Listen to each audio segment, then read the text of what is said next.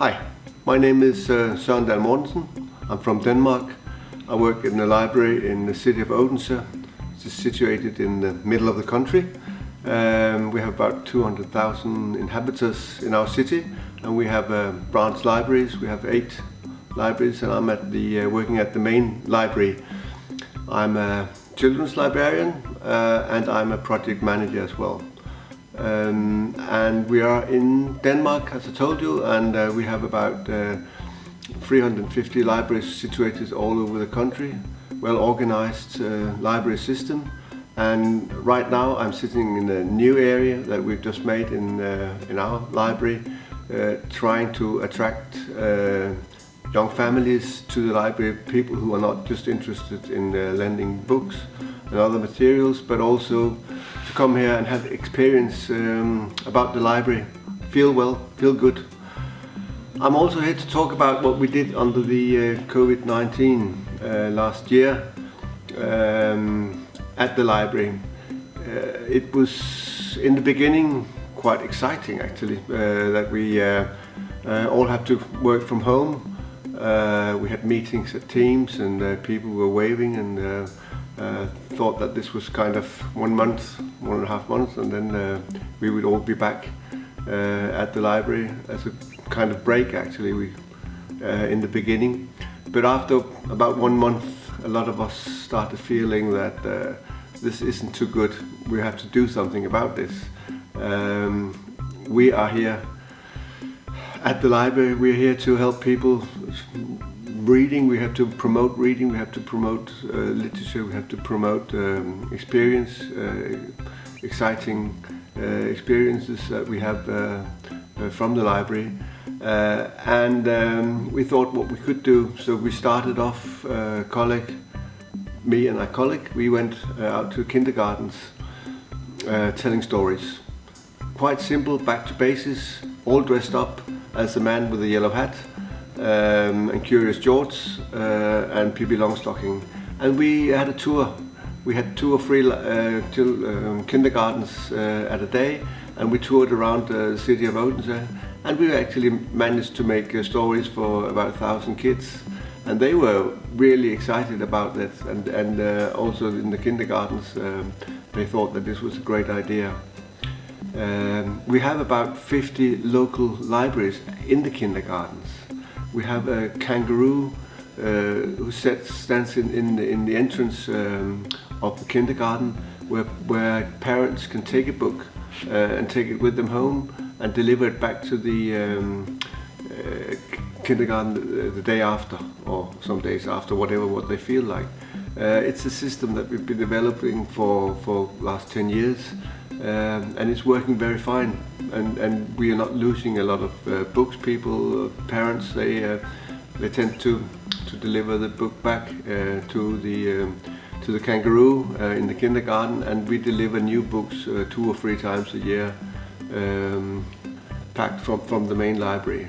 So we had this basic, so we could contact the kindergartens and go up from there and work with them and do the storytelling. And also, when we finished that in the springtime, in summertime, we had to find out another thing. I'm a project manager as well on a huge festival which takes place in the autumn in Odense, and we realized that we were not going to have this festival. The festival actually comes up from the Harry Potter universe, and we had this Harry Potter festival for several years, but Warner didn't like that us using the Harry Potter name, so we changed it to Magical Days. And in 2019 we had about 20,000 visitors for this festival, huge festival, all working together in the city of Odense, trying to make the best we can about this great festival. But we realized that we couldn't have this festival in the streets. Children are running around using their wands, playing, having fun, and all the shops we have in the city. It was not possible for us to do it. So we thought we had to find another ways. We have volunteers working, and we had trainees And the trainees started finding out what we could do. So we made these bags. This is a logo from the festival, and then they have these bags where they have like a goodie bag, magical goodie bag, and we made 1,500 of those goodie bags, and the kids could come and collect them and do their magic things at home. So it was kind of a way for us to promote the festival and also show people that we're still here. We're fighting. We want to do the best we can, and we'll be back next year, hopefully. Right now we're working on a new shop in the city, magical shop, where we want to make small events to keep on the festival, to remind people in the city that we're here and that we want to have this festival again in the autumn.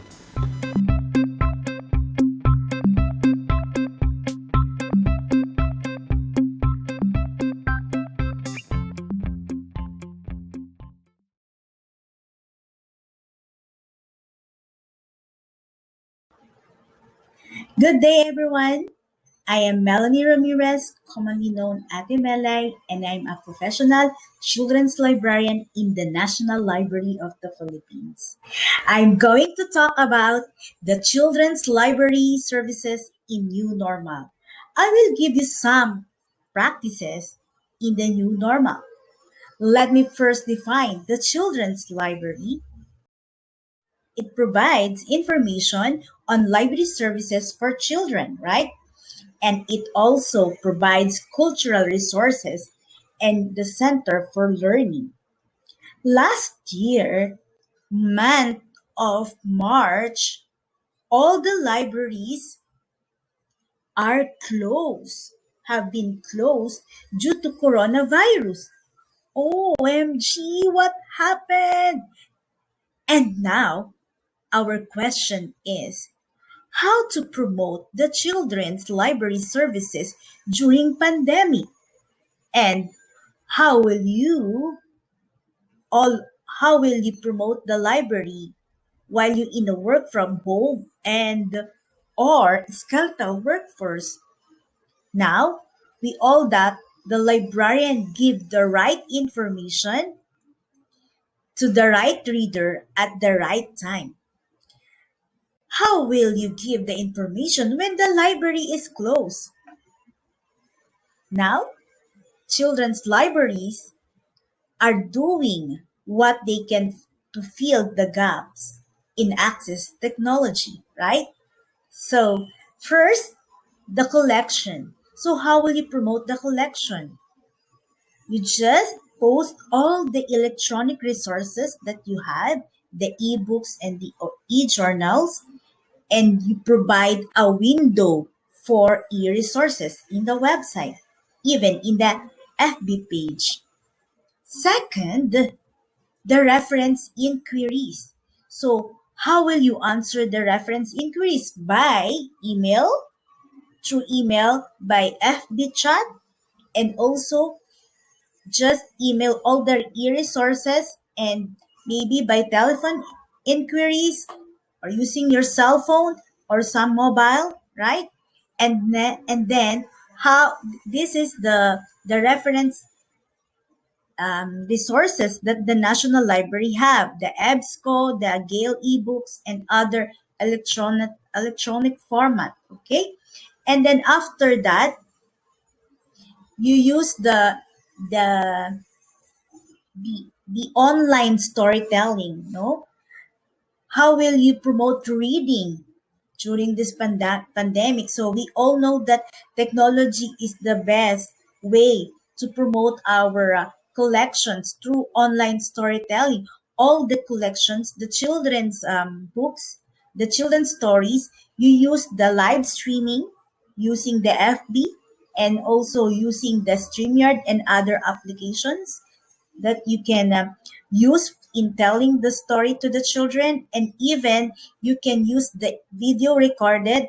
You just include all the apps, the sounds, other applications that your story will appear interactive and lively. do recorded, right? And then next, all the online storytelling videos you just compile and put on the YouTube. And then after that, every time that the book cover, you just this will be the profile of your videos, and every time they click, they will see your storytelling, right? And we have also the online puppet show. So the online puppet show also, we provide some puppets, and we live streaming on how to use the puppets, and also some stories, and it converted into a puppet show. So that's it. Next is the online arts and crafts. So we use papers, the recycled materials. No, we you know that we say that the step by step of the arts and crafts, and we also paint, and also some music. No, we teach the children using the video by how to guitar, how to sing, how to paint, how to drawing. So all of that is the online arts and craft. And next is the online read aloud. So we use we celebrate the World Read Aloud Day, then spearheaded by the Lit World. So we invite public libraries and in the community, all the childrens, and they come, and we come up in the platform of Zoom. So we invite some famous people, the author or writer, and then they read aloud us. Okay. And next, we have also the webinars. So webinars, we have the live workshop on puppetry. We have the live streaming also on how to tell a story interactive, using the apps, no, using also the video, you just video. Okay.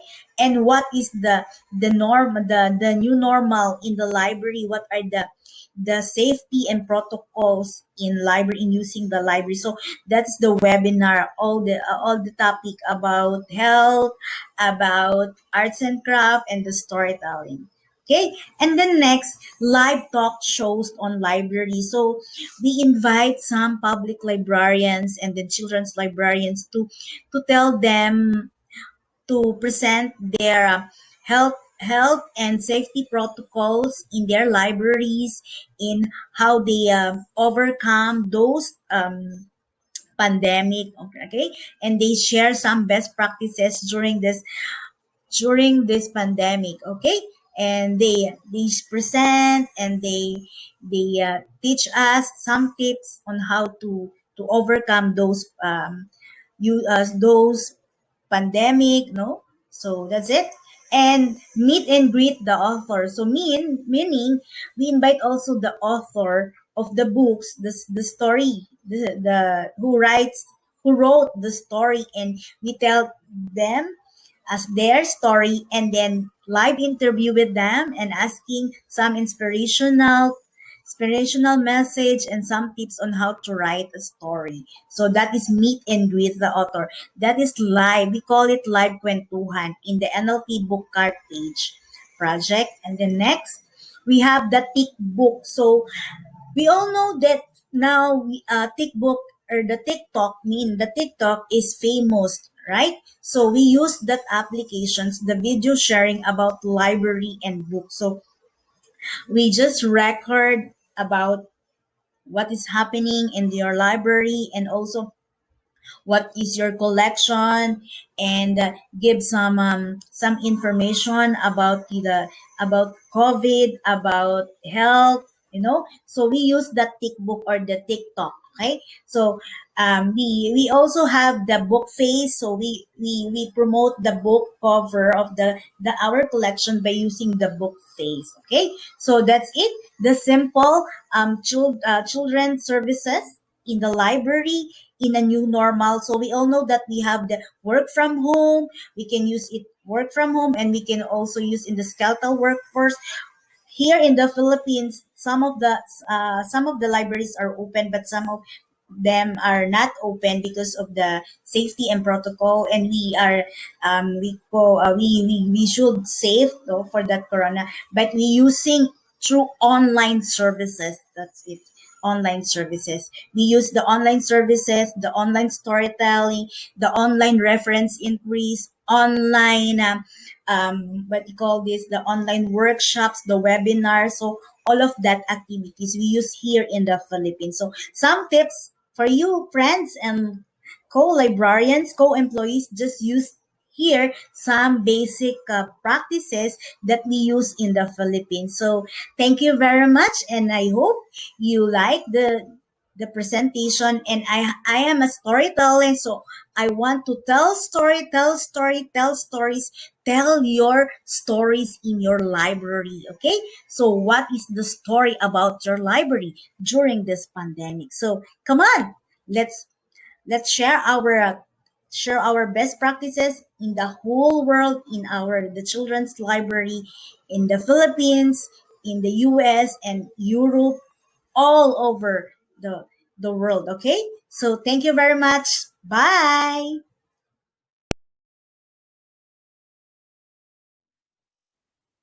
Hello, my name is Emiko Goeku. I'm working at Tokyo Children's Library. The Tokyo Children's Library is one of the handfuls of the NPO libraries in Japan, and it's specialized in children's books and reading. So we serve children and adults who work with children and books. This is our children's room. Here, children can enjoy books with librarians anytime they want and as much as they want. And in this cozy and intimate atmosphere, I enjoyed my work as a librarian. But the COVID pandemic has drastically changed our daily services. Today I'm going to talk about the new practices we started this year to stay connected with children while keeping physical distances. In Japan, the COVID-19 infection started to spread gradually at the end of the 2019 and at the end of February 2020, according to the government's recommendations, we decided to suspend our regular story hours and nursery rhyme times for the time being. And at the beginning of March, many schools, kindergartens, and nursery schools have been closed. And this situation made us to take a step into the digital services. We started to post digital story hours on the YouTube and got an Instagram account to post book recommendations. On the YouTube channel, we put 10 stories. As we have our own publication section, we could choose 10 folk tales from those books to clear the copyright issues. And with generous permissions from publishing companies, we could also post 2 short book talks. But we had no experience in this kind of digital things. We improved our skills by trial and error. At this point, this kind of attempts by libraries were very few, so it attracted attention from the media. So we had some TV news show clues and newspaper reporters to feature our attempts. And it also inspired other public librarians to start their own ways to do digital services to children. And at the beginning of April, we closed the library and started to work from home. Usually, in April, the beginning of the new school year, we hand out newsletters to children via schools and kindergartens. But this year, as the schools was not open yet, we made an extra and posted the letter to each child who registers in the children's room. Here is the handwritten extra, and it includes the messages and book recommendations from the librarians and nursery rhymes and riddles. In July, we opened the children's room again, but with some restrictions. Children can stay up to 30 minutes per day, And if the room is not crowded, they can ask librarians to read to them, but each child can pick up only one book one time. So one day I asked a girl if she would like me to read something to her. She said yes, and she chose a rather long storybook. Perhaps she wanted to enjoy her stay fully, because she used to come to the library very often before the pandemic to enjoy chatting with us as well as reading books. So to communicate with such children, we invited them to be pen pals with librarians on the September newsletter. After a few weeks, we got several letters, and among them there was a letter from the girl who wrote that she has never visited the library before, but she enjoyed writing letters so much, and after several correspondences, she came to the children's room. But unfortunately, it was in December that she could finally meet her pen pal librarian. It's because of our work shift. And in November, we started the annual reading campaign. The reading campaign we call is something similar to the summer reading programs, and children look forward to participate. During this period, we usually focus on and encourage children to ask librarians to read to them so that they can try longer stories, focus on the pictures in the picture books, and listening to the stories. But this year, to keep distance and shorten children's stay in the children's rooms, we decided to arrange the rules and focus on the reading at home. The title is The Books in the Book Are. So here is how it works. Librarians pick up 3 books that have something in common and put those books into a paper bag and close the bag. So children choose a bag without knowing its contents and bring it back home and read it at home and guess what's in common. So it's not an exam to find correct answers, so they can think freely, and sometimes they get better answers than ours. For example, there is a bag with those 3 books. It's Goodnight Moon, A Child Goodnight Book, and Bedtime for Francis. Their titles in Japanese are Oyasumi nasai Otsuki-sama, Oyasumi nasai no hon, Oyasumi nasai Francis. So it all has Oyasumi nasai in the titles, and Oyasumi nasai means good night. So I asked a 3-year-old girl who borrowed the good night books for her answer, and she thought for a while and said, "They are all my favorites." I was so glad to hear her very, very good answer. In Japan, this kind of merchandise, lucky bags in New Year's sales are very common, and recently many libraries are using this method. But adding the element of quiz, the guessing thing, we can communicate with every child who participates, and we both, children and librarians, enjoy the small talk. So we are going to keep this program until the end of March. During this year, after all, we are seeking and trying the ways to serve children as much person to person as possible. I think it is because the children, and especially young children, are very intimate with other people, living very close to people, and it's natural for them. And about our digital story hours, we got some opinions who asked why we started this, because the library has long been focused on the importance of reading and telling stories to children directly, and encouraged librarians and parents to do so. So we had several staff meetings. In these uncertain circumstances, we have lots of new difficulties, but I think it is a good chance to start new things. So I would like to keep discussing, think about the good points and differences of digital and real services, think flexibly and try new ways. And it would be great if I could hear ideas, opinions, and practices from around the world. Thank you.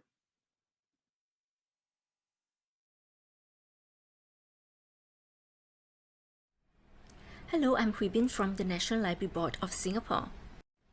Today, I'll be sharing our experiences in planning children and teens programs in the new normal, namely what guides our program plans and some of our more successful programs. Everyone will agree that we were caught off guard by the changes brought about by COVID-19 and had to fast forward our online programs to support our target audiences, namely the children, teens, their parents, educators in home-based learning and blended learning. As our digital offerings increase, we came up with 5 broad strategies to guide us in planning our online programs. 1.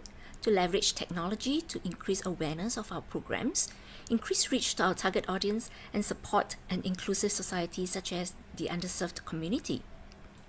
2. To empower children and teens for self-directed reading and learning. For this, we want to create and curate different online program formats and digital learning resources to encourage self-guided learning and user-generated content. 3. To build an inclusive reading and learning environment that support blended learning, looking at more bite-sized, interactive, and experiential learning through hybrid programming, with some online and some face-to-face programs. As we do not have expertise in all subjects, there's also a need to leverage collaborative partnerships, both internal and external.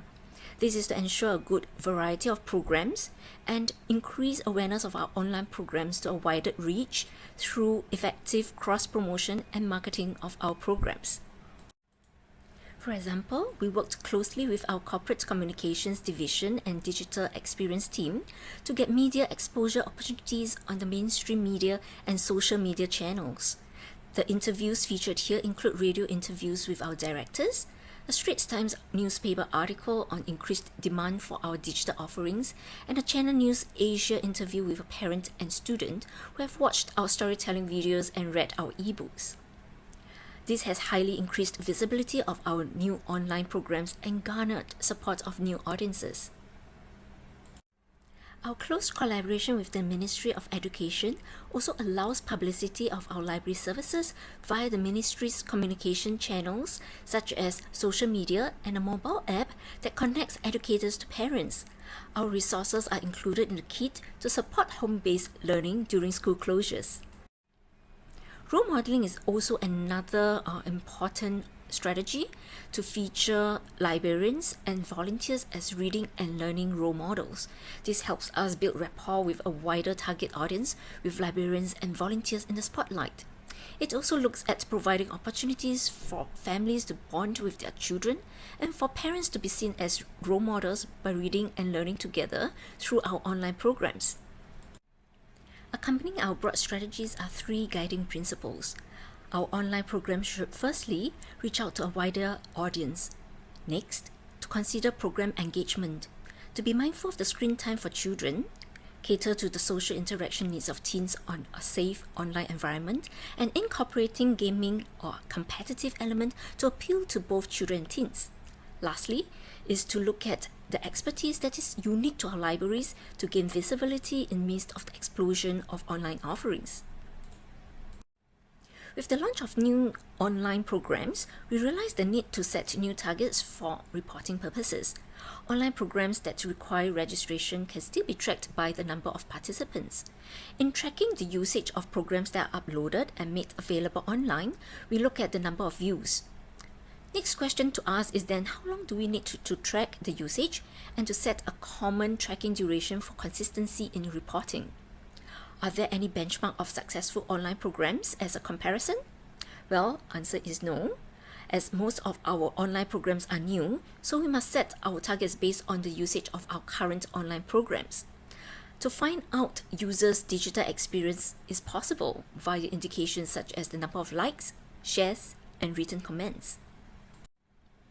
Another point to address for online programs is the copyright of the materials featured. It is key for staff to be aware of the copyright laws and to secure use of copyrights for online programs and content. We worked very closely with our local publishers to do that. Lastly, remember to delete the digital content upon expiry of the copyrighted content online.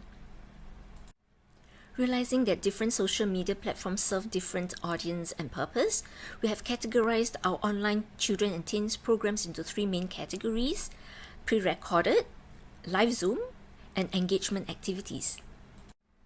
The pre-recorded programs are suitable for children as it allows them to watch their favorite programs over and over again.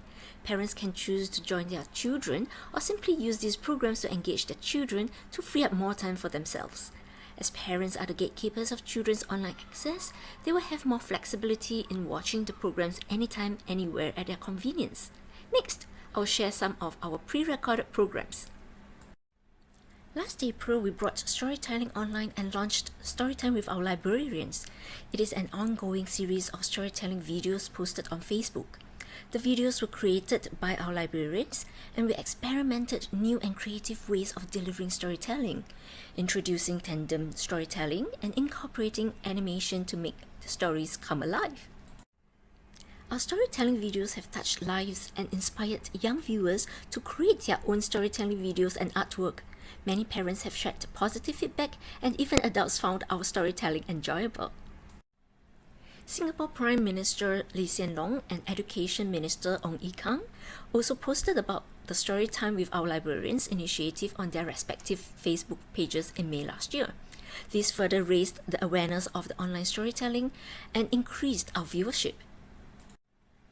Now this storytelling series has transformed into Storytime, a digital volunteerism initiative that aims to support parents in raising readers at home, support inclusivity through audio-visual media, and engage volunteers as storytellers online at their own convenience.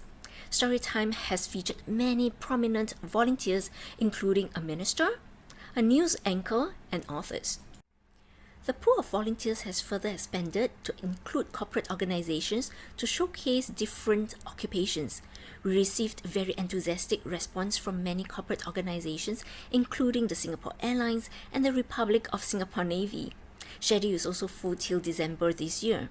Viewership has reached over 660,000 for the 270 storytelling videos as at this February. There's definitely a much wider reach as compared to the on-site library storytelling. Each video could reach more than 1,000 viewers, which is more than any of our physical spaces could contain. Next, we have the Holiday Special Series, which features our librarians in short and fun videos making various creations from books while learning about different STEAM topics. Aimed to engage children during the school holidays, the holiday specials were also well received, averaging about 500 views per video.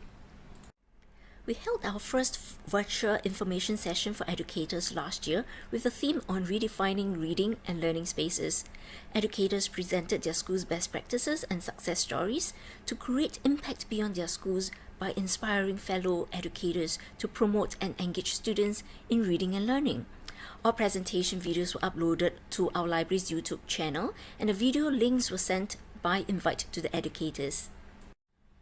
We observed that curated programs are suitable to be delivered live via Zoom, as it allows interaction between speaker and participants, as well as among participants themselves. Hence, most of our live Zooms programs are for teens to allow for social interaction with their peers, as well as for parent-child programs for them to learn and bond together. Topics of curated programs could range from health, creative writing, theatre performance, financial literacy to cybersecurity. Teens Take Over is a new workshop series that targets teens and allows them to gain new learning experiences and skills. Designed under 6 learning focus on digital, sustainability, health, reading, science, and career, the online workshops offer teens with engaging activities that appeal to their interests, as well as the necessary know-hows to prepare for their future career and navigate life ahead. Conversational Korean and YouTube video secrets tend to be more popular among the teens. Our engagement with the Teen Reading Ambassadors have also shifted to digital hangout sessions and teen panel meetups via Zoom. Our librarians used these sessions to check in on them, suss out their interests, and get their valuable inputs in planning teen library programs in the new normal. In addition, our Teen Reading Ambassadors were featured as storytellers in Storytime, conducted author interviews, and participated as panelists and MCs at the virtual Asian Festival of Children's Content. As for engagement activities, they are designed to engage children and teens in DIY activities via socials. These include giveaways, interactive quizzes, and choose your own adventure or escape the room activities, etc. We turned our Halloween-themed Children's Festival into a virtual one that features multiple family-friendly activities such as a digital escape room game, storytelling and craft videos, jokes, fun facts, Facebook giveaways, and spooky e-reads. Terrific Tuesdays with Monsters United are a series of brain teaser activities featuring our library's Monster United, which is made up of 4 mascots that each represent a different book genre. Activities include word search puzzles, printable mazes, and spot the difference challenges. These were meant to engage children at home with fun and stimulating activities. Our collaboration with Scholastic gives Hunger Games fans a chance to answer a quiz question and win the Ballet of Songbirds and Snakes, the long-awaited prequel to the Hunger Games trilogy in July last year. Publicity on Discover Read's DIY activities via socials such as Facebook is to drive traffic to the main website, where there are more fun DIY printables, discussion worksheets, inspiring STEAM activities, literary quizzes, and reading resources provided to engage children, teens, families, and educators in reading and learning. As on-site programs gradually resume at the libraries, there are challenges that surface. We have to put in place the safe management measures, and this means limited capacity for the programs, in which some program partners are not inclined to take up. High-touch programs and activities such as the Makerspace is still closed, and the activities have to be repackaged and distributed as individual take-home learning packages. We also have to make time allowance to clean on-site materials before and after each program. One way to mitigate these changes is to go contactless.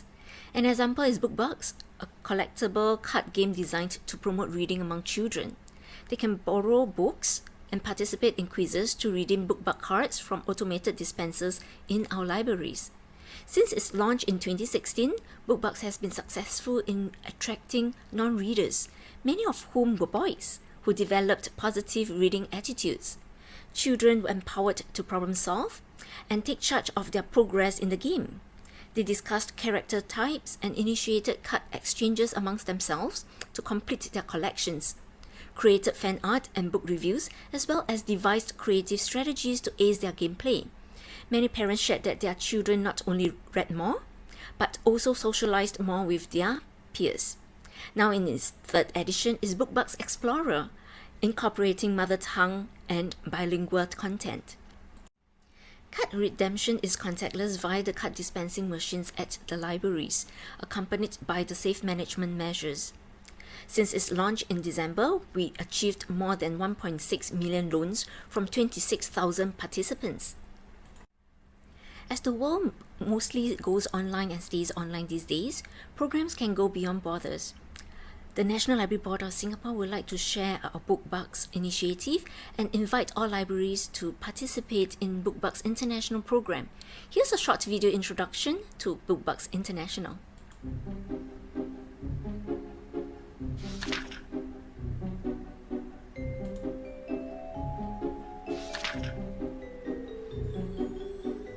Hello, I'm Petra and welcome to the library. My friends and I are book bugs. We originated from library books of different genres such as fantasy, mystery, and adventure. The books are where we get our looks and powers from. Alas, the evil bug Scorpius brainwashed some of us, and now these bugs have escaped from their books to cause chaos and confusion in the library. We need your help to get children at the library to round them up by collecting bookbugs cards. Children can start their bookbugs collection at the libraries by reading and borrowing books. They can trade the cards and use them to play the bookbug strategy game. The bugs have special powers to outwit each other. Wow! Looks like someone won the game and defeated Scorpius!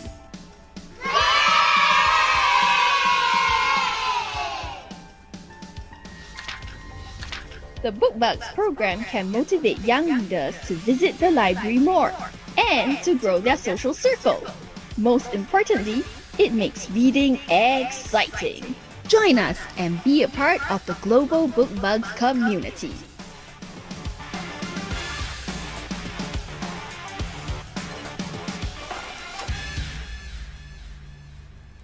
All participating libraries will receive a package of resources to help kickstart your BookBugs journey with us. To register your interest, please scan the QR code or click the link on this slide. As the situation remains uncertain, in navigating children and teens programs in the new normal, we have to be curious and continue to observe, explore, and adapt to the changes. With that, I end my presentation. Thank you for your attention. Good day, dear friends. I'd like to say a few words about remote work.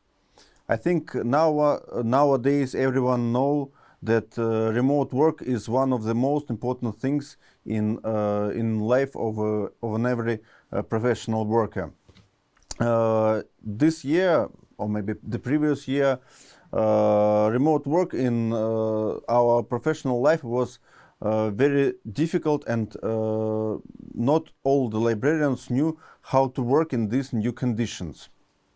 I'd like to say a few words about different ways of this work, about different applications, and so on.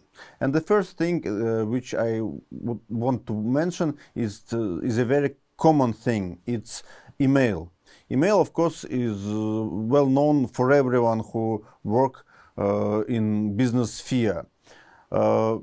Many people think that nowadays Facebook is much more important than email, but in business communications, email is still the main service to speak with people, to speak with your colleagues. Other way of this communication, easy way, is different group chats in different messengers. It can be WhatsApp, Viber, or in Russia we usually use Telegram Messenger. It's a very common and useful tool. We can not only speak but also send different documents and different types of files. Also, Telegram application lets us make some kind of bots. It's, for example, this bot was done by our library to collect information about health of our librarians, of our colleagues. It was necessary to know what's going on with our friends right now. And all of our staff should use this Telegram bot during first months of the COVID situation. Another thing is online reference service. Most of our librarians were not on their own workplace during first months, during March, April and May, but they could help to our patrons through online reference services that was placed on our website. It's a free tool, so it was very easy and comfortable for us to place it on our website. We can speak with our patrons, we could answer their questions, and we could say them what is the nowadays conditions with COVID situation. Another way of remote work is work through library management system. All new modern library management systems, LMS, there are different library management systems in the world, but the best ones have a possibility to work through internet. It's not just a standalone application, but it's a web-based applications. During spring, all our librarians have a possibility to work with library catalog to improve it and to help to our patrons. I think many of you were in a situation when many people want to make something like a meeting, but all of you have different possibilities, different time slots, and you can't assign the certain time of meeting. And that's why there is a very useful tool for this work. It's called Doodle. Through Doodle you can put points of the time slots when you can take part in a meeting, for example. And when the organizer see the most popular time, he says that's the time, and it's a very easy tool. Unfortunately, it's not totally free, so if you want to use it, you'll have to pay some money. In most situations, text messaging is enough for work, but in some cases it's necessary to make something like video calling, and Zoom application is the most convenient, as most professional tool for this work. I think 2 years ago I didn't work with Zoom as much as now, but now Zoom is not just a way to make web meetings, but also it's a way to make great streams for our library, great streams from our events. It can be done right from the Zoom application. We tried to use the time when the library was closed as effective as possible. That's why we made some changes in library. But it was necessary to see what's going on in the library when me personally wasn't in the library. In these occasions we were using different applications and different devices for remote video monitoring, for example. On this picture you can see how a new atrium zone was created in our library. The most well-known office applications which can be used through web is a family of Google Docs. It's Google Forms, Google Docs, and Google Sheets. The easiest way to use these applications is, for example, simultaneous editing of a document. You can simultaneously edit one and the same document with your colleagues, but there can be much more complicated variants. For example, many people can send form with different information about their conditions, about I don't know, about their work, and then they can be collected and analyzed in Google Sheets program. But it can be not only office applications, it can be even applications to work with different graphics. For example, on the screen you can find Adobe Photoshop. Of course, it's a very small application with very small possibilities, but you can make some changes in photo if it's really necessary. You have a possibility not to have this application on your own computer, but you can use just the browser to make this short editing. Now I'd like to say a few words about different things connected with network administration. For some people it seems very difficult to work remotely with their desktop computers, but there are very simple applications, and one of these applications is TeamViewer, which can be easily installed on your computer. You go to another computer, input these two strings, the number of the remote computer and the password, and you can see remote desktop.